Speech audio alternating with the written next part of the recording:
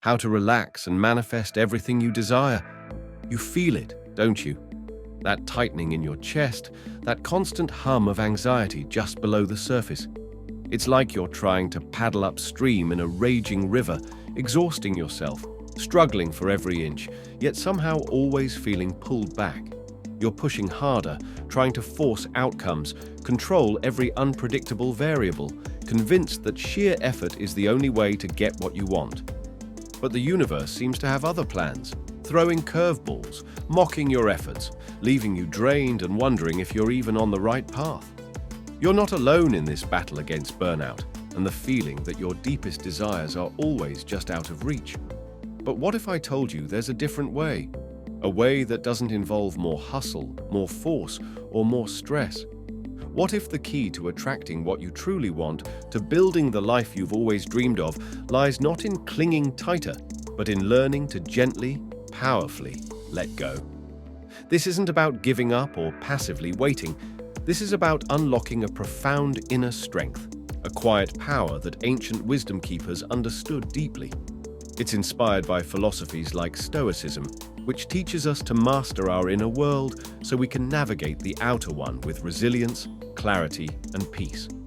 In the next few minutes, we're going to explore principles that can transform that struggle into flow. You'll discover how to quiet the noise, regain control not of the world, but of yourself, and create the fertile ground for your desires to naturally take root and grow without the crushing weight of burnout. If you're ready to trade exhaustion for empowerment, struggle for steady progress, and the feeling of futility for confident creation, keep watching. Because by the end, we'll outline a simple, step-by-step guide you can use starting today to integrate these timeless principles into your life and begin manifesting with calm instead of chaos.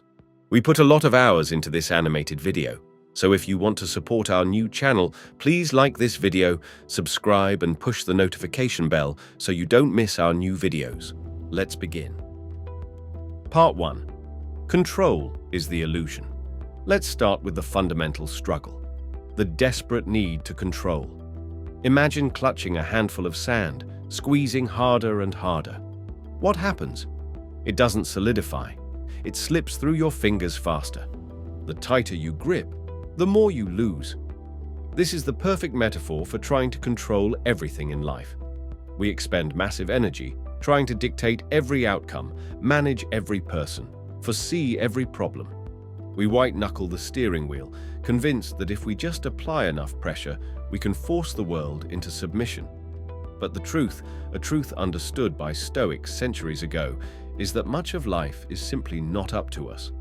Epictetus, a former slave who became a renowned Stoic teacher, laid this out clearly in what's called the dichotomy of control.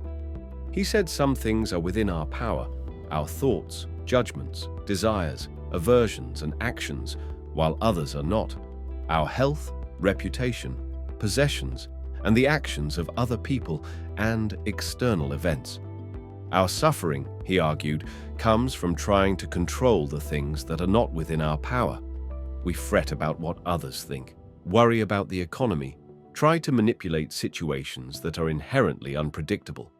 This frantic, futile effort is the engine of burnout. Consider a young manager, Emily, who was brilliant and ambitious but constantly stressed. She micromanaged her team, obsessed over every potential market shift, and lost sleep analyzing scenarios she couldn't possibly predict. Her team felt stifled, her health suffered, and despite her hard work, she felt like she was constantly one step behind, fighting an invisible enemy. She was trying to squeeze the sand. Then, she discovered the dichotomy of control. It was a revelation. She started asking herself, is this truly in my power? Can I control how my team member feels? No. Can I control how the market behaves? No. Can I control my response to a market shift? Yes. Can I control how I structure tasks for my team? Yes. She shifted her focus dramatically. Instead of trying to control the outcomes of her team's work, she focused on controlling the inputs she could influence. Clear communication, providing resources, offering support. Instead of trying to predict every market fluctuation, she focused on controlling her preparation and flexibility in response. It wasn't instant magic, but slowly things changed. Her team thrived with newfound autonomy. She made calmer, more strategic decisions because she wasn't drowning in anxiety over the uncontrollable. Her stress lessened, and paradoxically, the results improved because her energy was directed effectively, not wasted on futile struggles. Letting go of the illusion of absolute control isn't defeat, it's strategic intelligence. It's recognizing where your power truly lies, not in manipulating the external world, but in mastering your response to it. Trying to manifest something while simultaneously trying to force it into existence through sheer, stress-fueled effort is like trying to plant a seed and then digging it up every hour to check if it's growing. You interrupt the natural process. When you release the tight grip of control over outcomes, you free up immense energy. You stop fighting the current and start learning to navigate it. This shift is the first step towards manifesting your desires without burning yourself out. It's about focusing your energy where it counts, on your inner state and your actions, not on the world's unpredictable dance. So, the first principle is profound yet simple. Recognize what you can control, your inner world, your actions, and what you cannot, almost everything else. Direct your energy accordingly. Stop squeezing the sand. Open your hand and let the flow begin. Part 2. Mind your inner world. Your mind is the command center of your life. It's where your desires take shape, where strategies are formed, and where your experience of reality is created.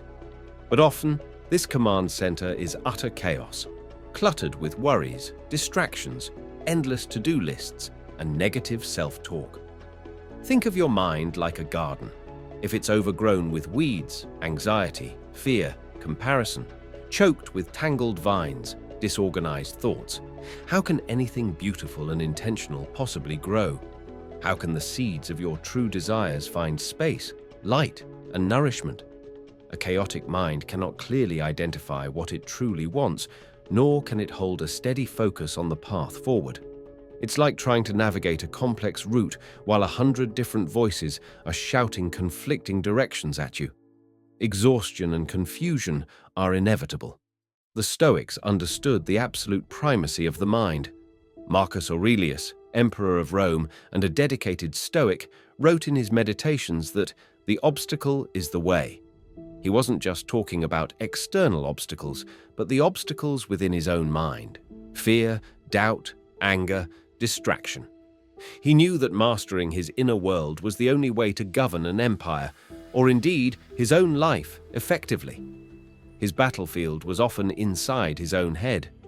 Consider the story of Lieutenant Commander Jim Stockdale. A high-ranking officer, he was shot down over Vietnam and spent over 7 years as a prisoner of war. He endured unimaginable torture and deprivation. Yet, he not only survived, but became a source of strength and leadership for his fellow prisoners. How? He embraced Stoic philosophy, which he had studied before being captured. He focused entirely on what was within his power, his reactions, his attitude, his character, his decisions within the confines of the prison. He couldn't control his captors, his release date, or his physical suffering, but he could control his mind. He chose courage over despair, resilience over surrender. He didn't just survive. He manifested leadership and dignity in the most horrific circumstances purely through the power of his inner state. Stockdale's story isn't about manifesting a comfortable outcome. That wasn't possible. It's about manifesting inner strength and dignity regardless of outer circumstances. It's a powerful, albeit extreme example of how mastering your inner world is the ultimate power.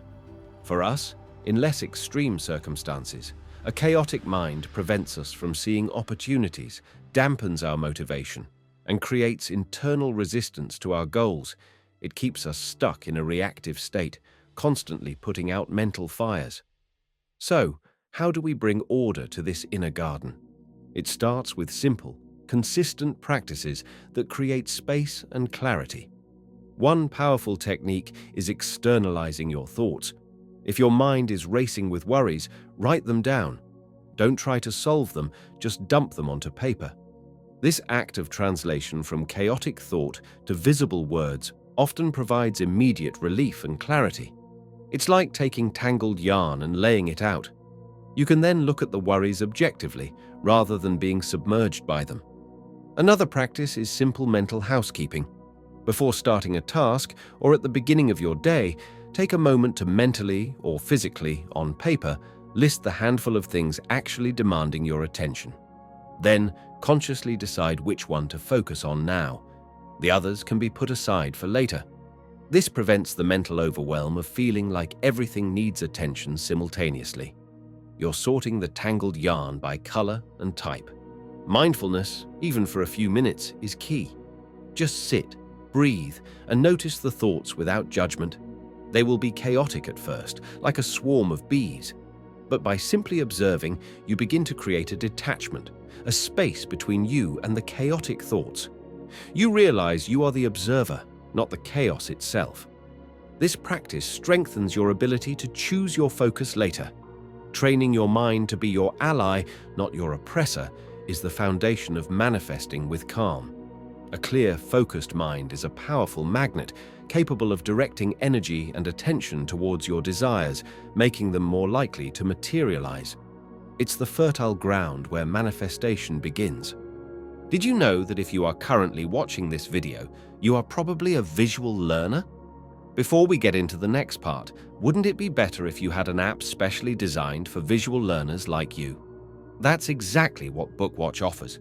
We have animated book summaries of the best non-fiction and Stoicism books like The Daily Stoic, The Obstacle is the Way, and many more. You can watch animated videos like the one you are currently watching and also ask our AI how to specifically apply each book to your life. Check out the BookWatch app in the first link in the description below. Now, let's continue. Part 3. Obstacles are the way. We often see obstacles as roadblocks, frustrating detours that prevent us from reaching our goals. We complain about them, resist them, and feel defeated by them. This resistance drains our energy and breeds burnout. But what if obstacles weren't roadblocks? What if they were necessary parts of the path itself? What if they were less like walls and more like workout equipment designed to strengthen you for the journey ahead? This is a core Stoic perspective. Obstacles are not external misfortunes to be lamented, but opportunities for practice and growth. Marcus Aurelius famously wrote, "The impediment to action advances action. What stands in the way becomes the way." He saw every difficulty as a chance to exercise virtue, patience, courage, wisdom, justice. He viewed challenges as fuel. Consider the story of a struggling artist. They pour their heart into a piece, only for it to be rejected from a gallery they had pinned all their hopes on. They could see this as a devastating failure, proof they aren't good enough. This perspective leads to despair, maybe even giving up. Or they could see it through a Stoic lens. The rejection is the obstacle. What is the opportunity? To practice resilience, to objectively analyze the feedback, if any, to learn about that specific gallery's taste, to refine their technique based on what didn't work, to seek out a different gallery, perhaps one that is a better fit. The impediment, rejection, advanced their action, analysis, learning, seeking new avenues. Every time they face a setback, a canvas that doesn't turn out right, a lack of sales, criticism, they can choose to see it as data, as feedback, as a chance to learn and adapt. Each obstacle overcome, each lesson learned, builds skill, character, and a deeper understanding of their craft and themselves. They don't manifest success despite the obstacles, they manifest success through navigating them. Trying to manifest your desires while being terrified of obstacles is like trying to learn to walk but refusing to fall down.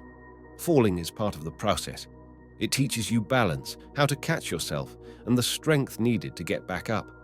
When we embrace obstacles as necessary training, our relationship with them changes. Fear diminishes, replaced by a sense of challenge and opportunity. We stop expending energy on wishing things were easier and start directing it towards figuring out how to navigate the difficulty. How do you practice this? First, cultivate awareness when you hit a snag. Notice the internal reaction, the frustration, the impulse to complain, the feeling of being a victim. Just notice it without judgment. Second, ask yourself, what is this obstacle teaching me? What skill or perspective is it forcing me to develop? Is it patience, creativity, resourcefulness, humility? Third, reframe it as an exercise. This isn't happening to you. It's happening for you, giving you a chance to practice being the resilient, capable person you need to be to manifest your goals. Embracing obstacles reduces burnout because you stop fighting the inevitable bumps in the road and start using them to gain traction. It strengthens your inner resolve, making you less fragile and more adaptable. Manifestation becomes less about a smooth, effortless glide and more about a determined, insightful climb where every difficulty conquered adds to your strength and clarifies your path. The way forward is often found by walking through the obstacle, not around it. Part 4. Stillness reveals desires. In our hyper-connected, always-on world, silence and stillness feel increasingly rare, almost threatening. Our phones buzz, notifications pop up, social media streams endlessly, news alerts demand attention. This constant barrage of external stimuli creates a deafening noise that fills our minds, leaving no room for anything else. We are conditioned to believe that being busy, constantly stimulated, constantly doing is productive. But this ceaseless external focus prevents us from hearing the most important voice, our own inner wisdom, the quiet whispers of our true desires. How can you know what you truly want, deep down, if your mind is a crowded marketplace of other people's opinions, urgent but unimportant tasks, and the clamor of digital life? This external noise doesn't just distract, it obscures your inner landscape, making it impossible to connect with your authentic self and your genuine aspirations. Burnout is the natural consequence of constantly reacting to the external world instead of acting from an inner core of purpose. The Stoics understood the necessity of internal reflection, of withdrawing from the external noise to find clarity. Epictetus, living in a bustling Roman world, emphasized the importance of guarding one's inner space. The free man, he said, is not afraid to go to the end of his own thoughts, something impossible if your thoughts are constantly being interrupted and dictated by external stimuli. Consider the story of a busy executive, Sarah, whose life was a blur of meetings, travel, and emails.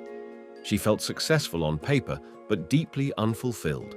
She chased promotions and external validation, believing these were her desires, but the satisfaction was fleeting. She was so caught up in the external race, she never stopped to ask herself if she was even running her race. One day, overwhelmed and exhausted, she took a spontaneous trip to a quiet place with no Wi-Fi. Forced into stillness, initially, her mind screamed with withdrawal symptoms.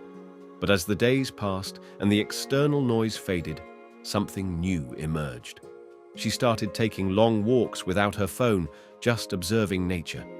She sat quietly and journaled not about work, but about her feelings, her values, her childhood dreams she had forgotten. In that stillness, she realized the promotions weren't her true desire. They were just markers of external success she thought she should want.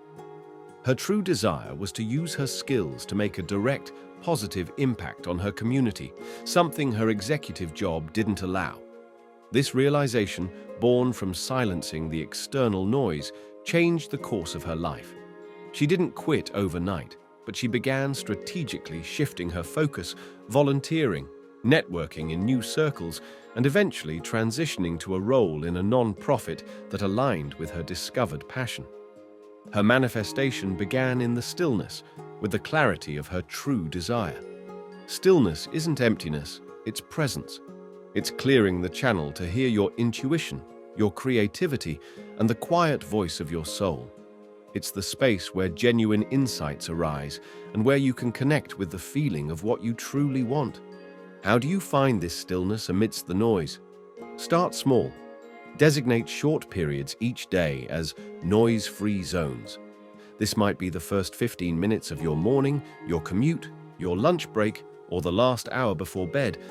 Actively disconnect. Put your phone on silent or airplane mode. Close unnecessary tabs on your computer. Let people know you are unavailable for a short period. Fill the space with intentional quiet.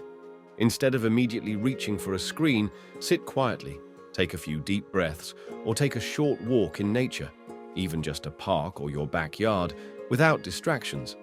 Listen to the birds, feel the sun, notice the details around you. Creating these pockets of stillness throughout your day is an act of rebellion against the culture of constant distraction. It allows you to hear yourself think, to connect with your feelings, and to clarify your genuine desires. When you know what you truly want, you can focus your energy and intention effectively, making manifestation a process of clear direction rather than scattered effort, significantly reducing the risk of burnout. Part 5. Gratitude builds abundance. Often, when we think about manifesting, our focus is entirely on what we lack. We dwell on the gap between where we are now and where we want to be. We feel stressed by this perceived deficit, believing that only acquiring something external, more money, a better job, a relationship, will make us feel complete. This focus on lack, however, is a powerful force that attracts more lack. It keeps our energy stuck in a state of wanting and dissatisfaction. It breeds comparison, envy, and a constant feeling of not being enough.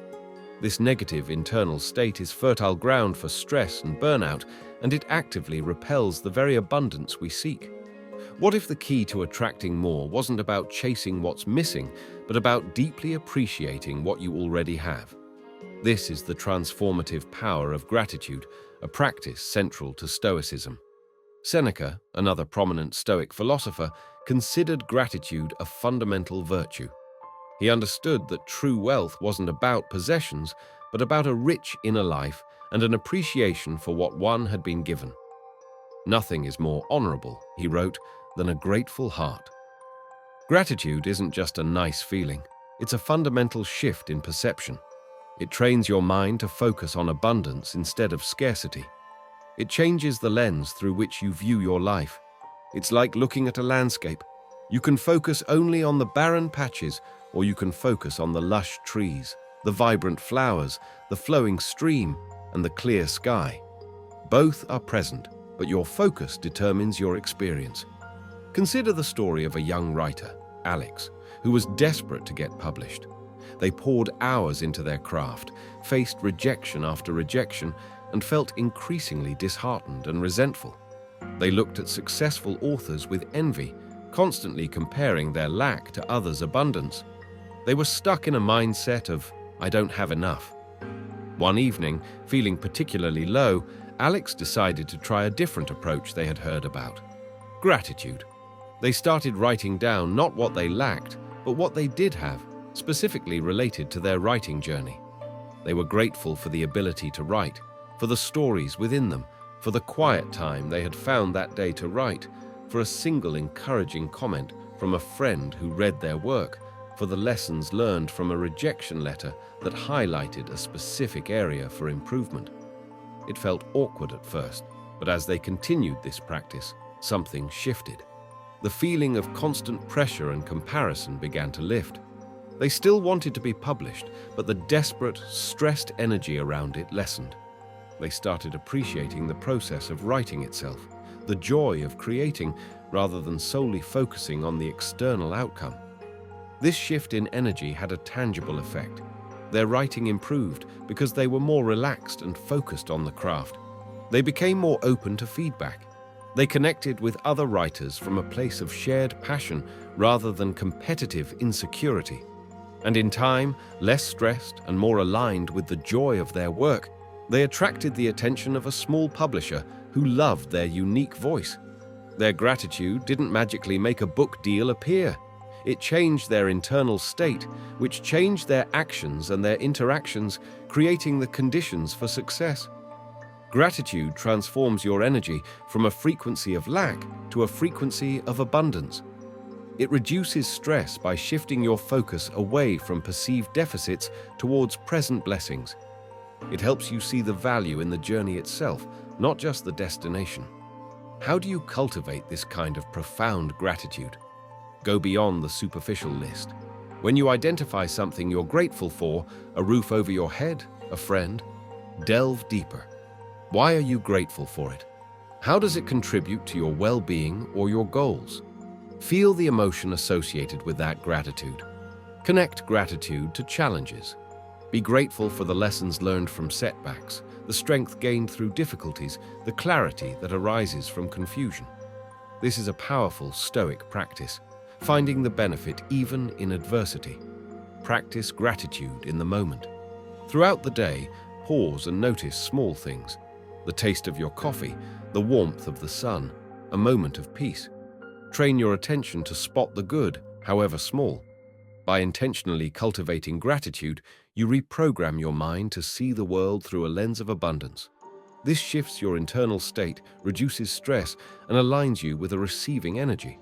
You begin to attract more of what you appreciate, not because of a magical force, but because your perspective, attitude, and actions change, creating a more receptive environment for your desires to manifest. Part 6. Act with calm flow. In a culture that glorifies hustle and speed, there's a pervasive belief that doing things faster, juggling more tasks, and constantly pushing harder is the key to productivity and success. We rush from one thing to the next, feeling productive because we're busy, but often ending up exhausted, stressed, and with a pile of half-finished, mediocre tasks. This frantic pace is counterproductive.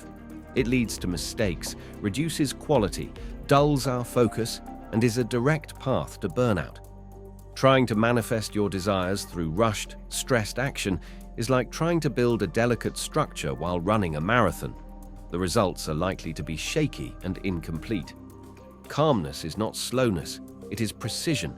It is moving at the pace required to do something well with intention and focus. It's about flow, not force. Marcus Aurelius, despite the immense pressures of leading an empire often at war, emphasized the importance of maintaining inner calm while acting. He wrote about performing each action as if it were the last of your life, freed from all fickleness, from all passion, from all hypocrisy, from all excess. This wasn't about being slow, but about being fully present and intentional in every task, giving it the appropriate focus. Think about a skilled surgeon. They don't rush through an operation. They move with deliberate, focused calm. Every cut is precise, every stitch intentional. Their calmness isn't just about avoiding mistakes, it's about performing a complex task effectively, efficiently, and safely. This requires intense focus, not frantic speed. Or consider a master craftsman. They take their time selecting materials, preparing their tools, executing each step with care. They aren't just building an object, they are engaged in a process that demands patience and attention to detail. The quality of the final product reflects the calm intention behind its creation. Trying to manifest your goals through constant rushing is like trying to create a masterpiece by frantically splashing paint on a canvas. The energy is chaotic, the result is likely messy. When you act with calm intention, you bring your full focus to the task at hand. This reduces errors, improves quality, and paradoxically, often leads to getting more done in less time because you're not constantly fixing mistakes or switching gears inefficiently. How do you cultivate this calm flow in your actions? Single tasking is key. Resist the urge to juggle multiple things at once. Choose one task, commit your full attention to it for a designated period, and complete it before moving to the next. This trains your focus and reduces the mental overhead of constantly switching contexts. Introduce intentional pauses. Before starting a new task, take 30 seconds to a minute. Breathe deeply. Center yourself. Ask, what is the most important thing right now? This brief pause allows you to transition mindfully and start with intention rather than inertia or overwhelm. Focus on the process, not just the outcome. Find satisfaction in performing the task itself with care and focus. Enjoy the rhythm, the steps, the small achievements along the way. When you are present in the process, the outcome often takes care of itself. Adopting a pace of calm intention doesn't mean abandoning ambition, it means pursuing it intelligently. It's about directing your energy efficiently and effectively, reducing the stress and exhaustion that come from feeling constantly behind or overwhelmed. When you act with calm flow, you create the space for things to unfold gracefully, aligning your actions with your desired manifestation in a powerful, sustainable way. Part 7. Learning is the win. We are taught from a young age to avoid failure. Failure is seen as something negative, something to be ashamed of, proof of inadequacy. This fear of failure paralyzes us, prevents us from taking risks, and makes us see every setback as a personal catastrophe. But what if failure wasn't the opposite of success? What if it was simply a necessary step on the way to success? What if every failure was actually just valuable information, feedback, a lesson disguised as a defeat? The Stoics viewed setbacks and difficulties not as failures, but as opportunities to apply their philosophy, to practice virtue, and to learn. As Epictetus said, "It's not what happens to you, but how you react to it that matters." Failure is not an event, it's a judgment we apply to an outcome. The Stoic approach is to observe the outcome without judgment and extract the lesson. Consider the story of James Dyson, the inventor of the Dyson vacuum cleaner. Before he created his successful bagless design, he developed 5,126 prototypes that didn't work. 5,126 failures. Most people would have given up after a dozen, maybe 100. But Dyson didn't see them as failures in the conventional sense.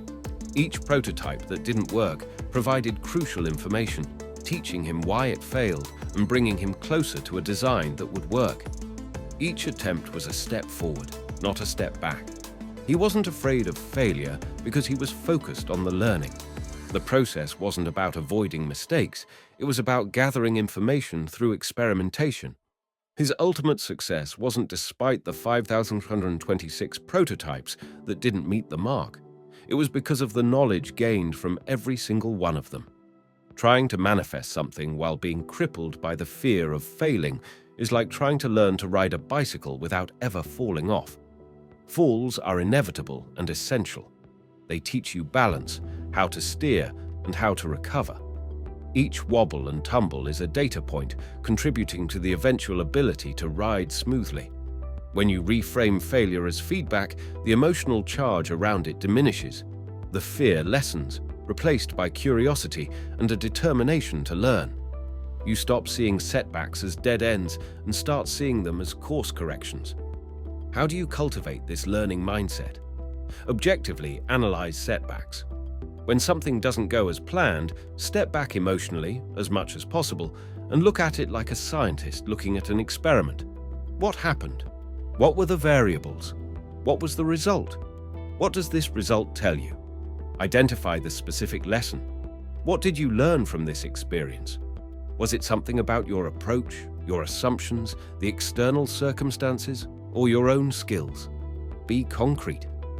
I learned that I need to research my target audience more thoroughly before launching a product. Adjust your strategy based on the learning. The lesson is useless if you don't apply it. How will you incorporate this new knowledge into your next attempt? How will you do things differently? Embracing learning from setbacks reduces burnout because you stop wasting energy on self-recrimination and regret. You stay in motion, constantly adapting and improving. Every experience, successful or not, becomes valuable. Manifestation becomes a dynamic process of experimentation and refinement, where every outcome, even an unexpected one, contributes to your progress towards your goals. The win isn't just in achieving the final result, it's in the continuous learning and growth along the way. Part 8. Rest fuels creation. In the relentless pursuit of our goals, we often view rest as a luxury, an indulgence, or worse, a sign of laziness. We push through exhaustion, fueled by caffeine and willpower, convinced that more hours, more effort, less rest equals more progress. But this is a dangerous delusion. Depriving ourselves of rest, especially deep, restorative sleep, is like trying to run a marathon on an empty stomach after staying up all night. Our performance suffers, our judgment is impaired, our mood sours, and our physical and mental health deteriorates. Burnout isn't just about overwork, it's about insufficient recovery. Rest is not the absence of work, it is a fundamental part of the process of creating and manifesting. It's when our minds consolidate learning, process emotions, and generate creative insights. It's when our bodies repair themselves and replenish energy. Without adequate rest, we operate at a fraction of our potential, making mistakes, struggling with focus, and finding it hard to tap into the clarity and energy required to pursue our desires effectively. Marcus Aurelius understood this. As emperor, his responsibilities were immense, yet he carved out time for reflection and clearly valued the restoration needed to lead effectively. Even the soul, he knew, needed rest to be effective. He recognized that pushing himself past the point of recovery would diminish his capacity for wise judgment and effective action. Think about a plant. It needs sunlight and water to grow, effort, action. But it also needs the darkness of night for crucial biological processes, for repair and energy storage, rest. Without both, it wilts. We are no different. Or consider an athlete. Elite athletes understand that training is only half the equation. Recovery, sleep, nutrition, rest days is equally, if not more, important. It's during recovery that muscles repair and grow stronger, and the body adapts to the stress of training. An athlete who only trained hard and never rested would quickly break down. Trying to manifest your ideal life while constantly exhausted is like trying to bake a complex cake without turning on the oven. You can mix the ingredients all you want, but the transformation won't happen. Rest is the heat that allows the ingredients to come together and change into something new. When you prioritize rest, you invest in your capacity to manifest. You wake up with a clearer mind, more energy, and better emotional regulation. You're better equipped to handle challenges, stay focused on your intentions, and act with calm intention. Your creativity flows more freely, and you're more likely to receive insights or spot opportunities you'd miss when operating in a fog of fatigue. How do you integrate rest, not as an afterthought, but as a priority? Establish a consistent sleep routine. Go to bed and wake up around the same time, even on weekends, to regulate your body's internal clock. Create a relaxing pre-sleep ritual. This signals to your body that it's time to wind down. This might involve turning off screens an hour before bed, reading a physical book, taking a warm bath, or listening to calming music.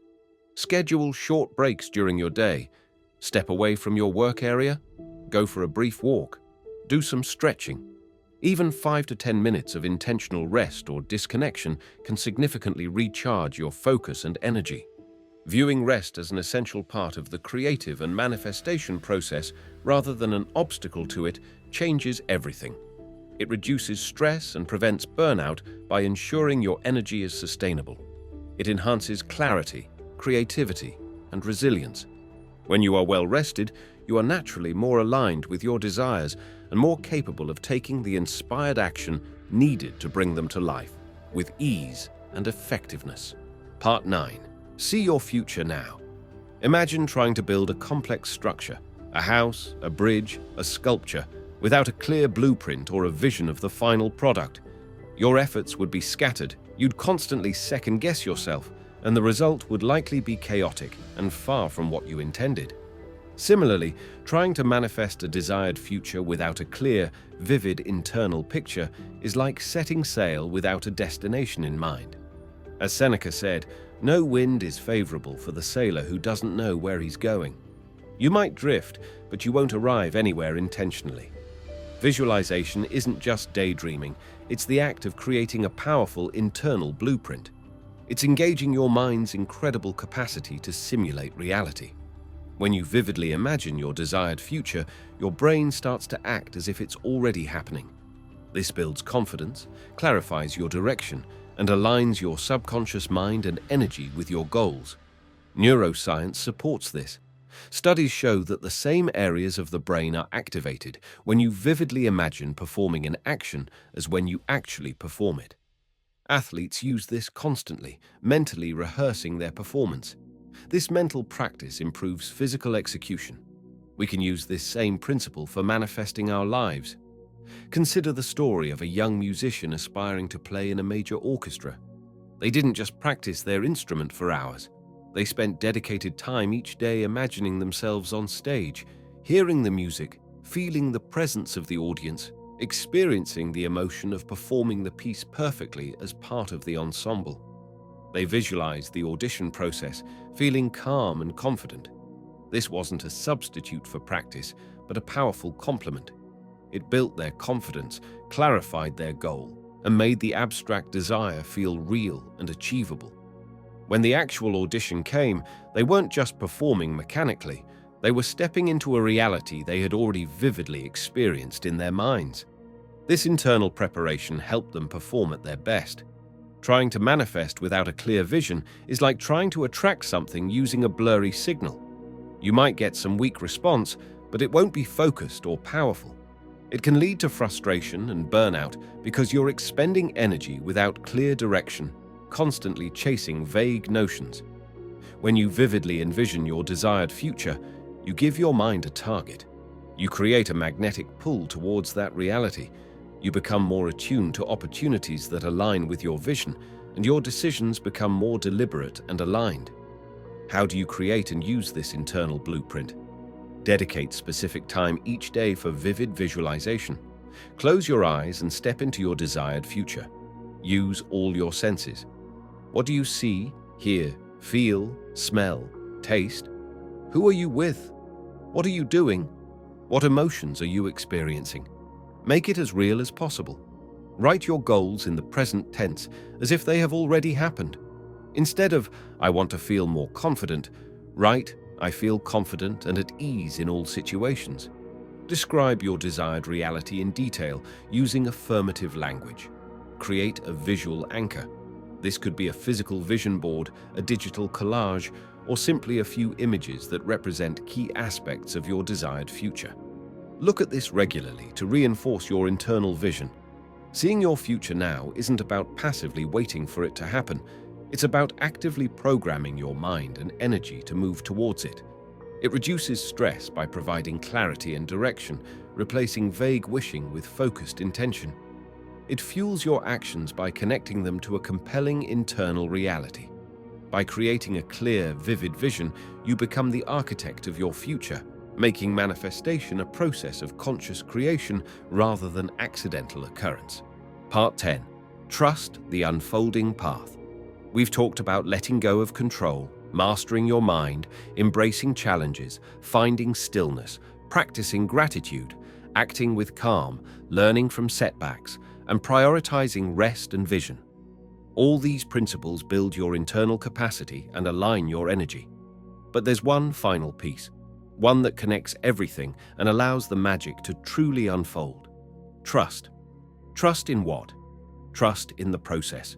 Trust that when you do your part, focus your energy, take inspired action, maintain your inner state, the universe, life, the natural order of things, call it what you will, is also doing its part. This is perhaps the hardest principle in a world that tells us we must force everything into existence. We plant the seed of our desire, tend to it, give it light and water, but then we hover anxiously, constantly checking, worrying if it's growing fast enough, if we're doing it right, comparing our sprout, or lack thereof, to everyone else's fully grown plant. This anxiety, this lack of trust, creates resistance. It's like tensing up your muscles while trying to swim. You expend more energy and move slower. It breeds stress and burnout because you take on the impossible burden of controlling not just your actions, but the complex, unpredictable dance of how the desired outcome will actually manifest in the world. Marcus Aurelius observed the natural world and saw a profound lesson in its patience. Nature doesn't rush, he noted, yet everything is accomplished. The seed doesn't force itself to grow, it trusts the inherent wisdom of life to unfold. The river doesn't worry about obstacles, it flows around or over them, always moving towards the ocean. Consider the story of someone who dreams of starting their own business. They follow all the advice: market research, business plan, securing funding, building a product. They work hard, act with intention, and stay focused. Yet, the path isn't linear. Funding falls through, competitors emerge unexpectedly, a key supplier goes out of business. Each setback could lead to despair and giving up. But if they cultivate trust, the journey feels different. They trust that each obstacle, while challenging, is part of the process, teaching them resilience and forcing them to find creative solutions. Obstacles are the way. They trust that their consistent, calm actions, act with calm flow, are moving them forward, even if the progress isn't immediately visible. Learning is the win. They trust their vision, see your future now, and their inner strength. Mind your inner world, rest fuels creation. They don't know exactly how or when success will arrive, but they trust that it will if they continue to do their part with integrity and focus. And often, the opportunities, the connections, the breakthroughs that lead to success appear in unexpected ways, through synchronicity or chance encounters, precisely because they weren't frantically trying to force a specific path, but remained open and trusting while consistently acting. Trust doesn't mean passive waiting. It means active participation coupled with a surrender of the need to control the outcome and the timeline. It means doing your best, directing your energy towards your vision, and then releasing the white-knuckle grip on how it must happen. How do you cultivate trust when faced with uncertainty? Focus on taking the next right step. Don't try to map out the entire journey or solve every potential problem 10 steps down the road. Identify the single most important action you can take today that aligns with your vision, and take it with calm intention.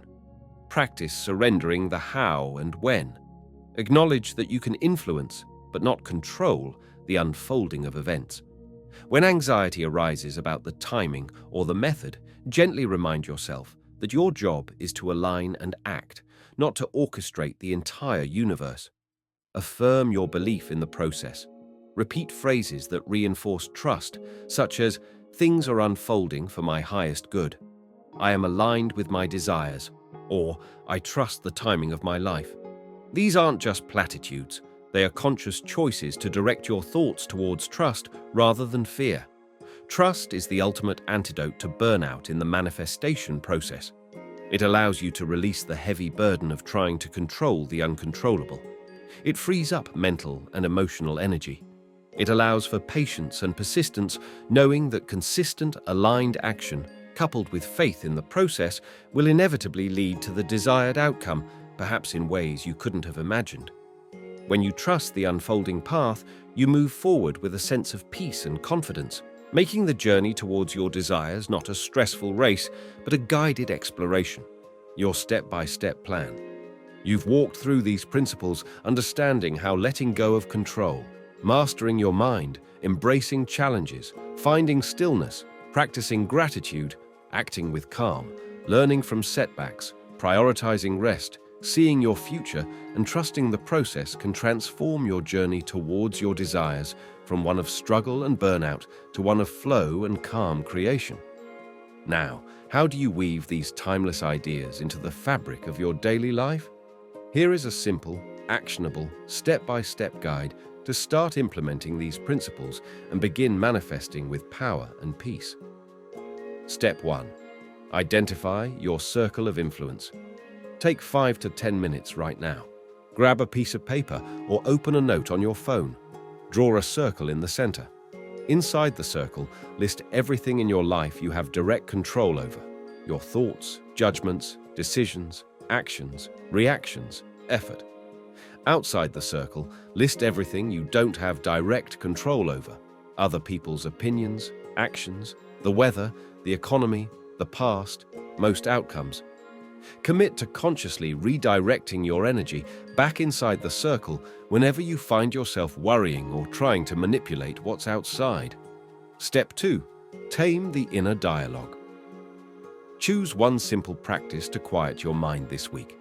It could be 5 minutes of silent breathing upon waking, journaling for 10 minutes before bed, or taking a short walk without your phone during your lunch break. The goal is to create a small pocket of stillness to hear your own thoughts more clearly and begin to detach from mental chaos. Step 3. Welcome challenges as teachers. The next time you face a setback, big or small, pause before reacting emotionally. Ask yourself, What is the lesson here? What is this challenge teaching me about myself or my approach? Write down the lesson learned and one concrete way you will apply it going forward. Step 4. Schedule stillness. Look at your schedule for the next 24 hours. Find one block of time, even just 15 to 30 minutes, that you can dedicate to disconnecting from external noise. Put your devices away and engage in a quiet activity like reading, sitting in nature, or simply doing nothing. Make this a recurring appointment with yourself. Step 5. Practice active gratitude. Once this week, set aside 10 minutes. Think of something you have right now that you appreciate. Go beyond just listing it. Write down why you are grateful for it and how it contributes to your life or your ability to move towards your goals. Feel the genuine appreciation associated with it. Step 6. Embrace calm action. For your next important task, practice single tasking. Dedicate your full attention to it until it's complete or for a set time block. Before you begin, take 1 minute to pause, breathe, and clarify your intention for that task. Step 7. Learn from every experience. Reflect on a recent project or endeavor, regardless of whether you consider it a success or failure. What went well? What didn't go as planned? What did you learn from the parts that didn't go well? How will you use that learning in your very next similar activity? Step 8. Prioritize rest and recovery. Choose one simple change to improve your rest this week. This could be setting a consistent bedtime alarm, turning off screens 30 minutes before sleeping, or scheduling one 15-minute do-nothing break into your busiest day. Step 9. Craft a clear vision. Spend 5 minutes each day this week vividly imagining your desired future using all your senses. Pick one specific goal or desired state and immerse yourself in the feeling of it already being real. Step 10. Act with trust. Identify the single most important next action step related to a desire you are pursuing. Take that step today or tomorrow. As you take it, consciously release the need to control the outcome or timeline. Remind yourself, I am doing my part. The rest will unfold in its time. This isn't about perfection, it's about practice. Choose 1 or 2 steps to focus on each week, gradually integrating these principles into your life. Be patient with yourself. There will be days when you slip back into old patterns of stress and control. That's okay. Simply notice it and gently guide yourself back to the path of calm intention and trust. The power to manifest what you truly desire without burning yourself out lies not in a secret formula or external force, but in mastering your inner world and aligning your actions with calm, purpose, and trust. This is the Stoic path, a path of resilience, wisdom, and profound peace, leading you not just to your goals, but to a richer, more meaningful life in the process. The journey begins now. If you like this video and you want to support our new channel, please like this video, subscribe, and push the notification bell so you don't miss our new videos.